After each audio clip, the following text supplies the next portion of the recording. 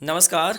इस वीडियो में हम ये समझेंगे कि कैसे एक जीपीएफ कर्मचारी अपने सेवा काल में जो इन्वेस्ट करता है उस पर उससे ज़्यादा ब्याज दिया जाता है। और एक कर्मचारी का हम उदाहरण देखेंगे और एसएसओ आईडी खोलकर हम ये देखेंगे कि एक जीपीएफ कर्मचारी ने अब तक अपने अकाउंट में कितने पैसे जमा किया है और सर्विस लगने से लेकर अब तक उसे ब्याज के रूप में कितनी राशि मिली है। क्योंकि जब हमने इनकी गणना की तो लगभग 10-12 लाख रुपए है इनको केवल ब्याज के रूप में मिले हैं। तो इसको हम देखेंगे कि किस प्रकार से जीपीएफ खाते में ब्याज जुड़ता है और किस दर से जुड़ता है। जैसा कि हमने आपको पिछली बार बताया था कि ब्याज की जो दर होती है वो हमेशा सरकार के द्वारा प्रत्येक तिमाही में, प्रत्येक वित्त वर्ष के हर तिमाही बाद इसको निर्धारित किया जाता है। इसको स्थिर भी रखा जा सकता है और इसे बढ़ाया घटाया जा सकता है। और वर्तमान में इसकी दर है वो 7.1% की दर है प्रति वर्ष के हिसाब से।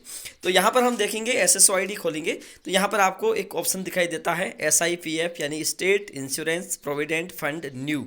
इस पर हम सिंपली क्लिक कर देंगे। यहाँ पे हमने जैसे क्लिक किया तो यहाँ पे आपको दिखाई दे रहा होगा ये जो एम्प्लॉय है वापस खुल गया। तो यहाँ पे आपको दिखाई दे रहा होगा एक पॉपअप और पॉपअप शो हो रहा है। तो पॉपअप पे हम यहाँ पे क्लोज पे क्लिक कर देंगे और क्लोज पे जैसे ही क्लिक करते हैं तो यहाँ पे आपको इसका जो अकाउंट है जीपीएफ अकाउंट यहाँ दिखाई देगा। और जीपीएफ अकाउंट में आपको अगर देखोगे तो यहाँ पे आपको दिखाई दे रहा होगा एक तो OB लिखा हुआ, तो ओपनिंग बैलेंस यानी कि इस वित्त वर्ष की शुरुआत में इनका जो अकाउंट है इसमें बैलेंस था 25,21,308.18 रुपये। 21-22 में 2021-22 में वित्त वर्ष की शुरुआत में इनके पास इतना बैलेंस था। और रिसिप्ट है ये है इस साल इन्होंने अब तक यानी कि 10 महीने में इन्होंने, क्योंकि जनवरी तक का अकाउंट इसको हम देख सकते हैं, फरवरी और मार्च ये 2 महीने हैं वो अभी तक क्लियर नहीं हो पाए हैं। तो यहाँ पे आप देख रहे होंगे तो 2 लाख रुपए इन्होंने कटवा चुके हैं इस साल के। और यहाँ पर जब 2 लाख रुपए कटवा चुके हैं तो इनको ब्याज के रूप में राशि मिली है 1,71,786.81 रुपये। और टोटल मिलाकर देखें तो इनके पास अभी अकाउंट में है जीपीएफ में 28,93,094.99 रुपये इनके पास जीपीएफ अकाउंट में सेव है।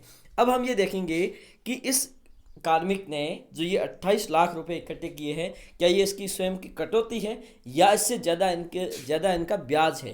तो इसको हम देखने का प्रयास करेंगे। तो सबसे पहले हम करेंगे क्लिक फॉर जीपीएफ ट्रांजैक्शन।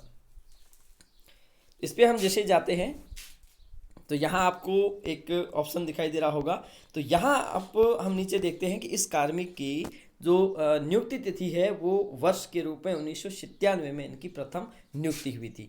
इन्होंने उस समय जो पैसे जीपीएफ में अकाउंट में कटाते थे वो था 120 रुपये प्रति माह के हिसाब से 1997 में।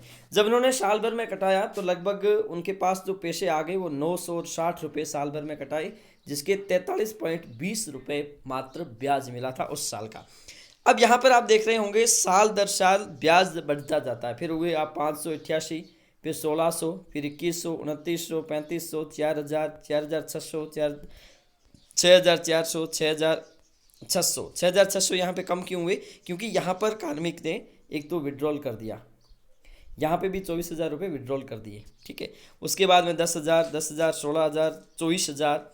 और उसके बाद में यहाँ पे आप देख रहे होंगे कि अब इस समय इनको जो ब्याज मिला है इस साल का वो मिला है 1,71,786, जबकि 2 महीने का अभी तक इनके पास जो पेमेंट है वो पेंडिंग दिखा रहा है, मतलब जीपीएफ अकाउंट में वो पैसे क्रेडिट नहीं हुए हैं। तो ऐसी स्थिति में इनको 1,71,000 रुपये इंटरेस्ट मिला।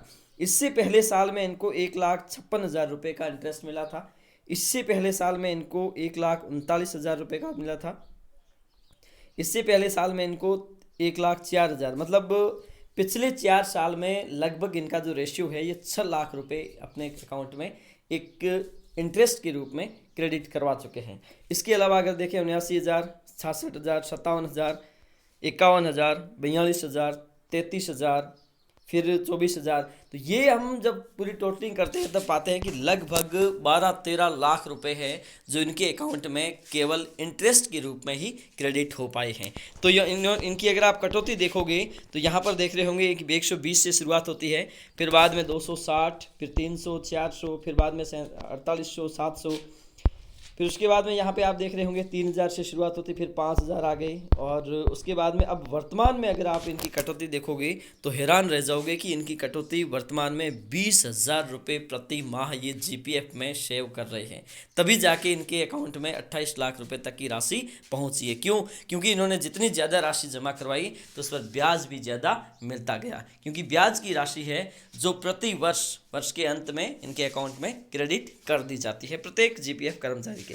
तो ये जीपीएफ क्यों चर्चा में है? क्योंकि जीपीएफ का ऑप्शन केवल और केवल पुरानी पेंशन योजना के अंतर्गत ही दिया जाता है, उसी प्रकार से जिस प्रकार एनपीएस का ऑप्शन न्यू पेंशन स्कीम के अंतर्गत दिया जाता है। तो हमें ये देखना है कि कोई भी कर्मचारी अपने सेवा काल में किस प्रकार से जीपीएफ में सेव कर सकता है, और सेव करने के साथ साथ उस पर जो ब्याज राशि मिलती है वो कहीं ज़्यादा, क्योंकि अगर आप यहाँ देखोगे तो 28 लाख रुपये इन्होंने अब तक जमा किए हैं, तो 12-13 लाख तो रुपये तो इनके केवल और केवल ब्याज के हैं। तो ऐसी स्थिति में आपको दिखाई देगा कि 12-13 लाख भी एक बहुत बड़ा अमाउंट होता है। तो ऐसी स्थिति में किसी भी कर्मचारी के लिए कितना फ़ायदेमंद होगा।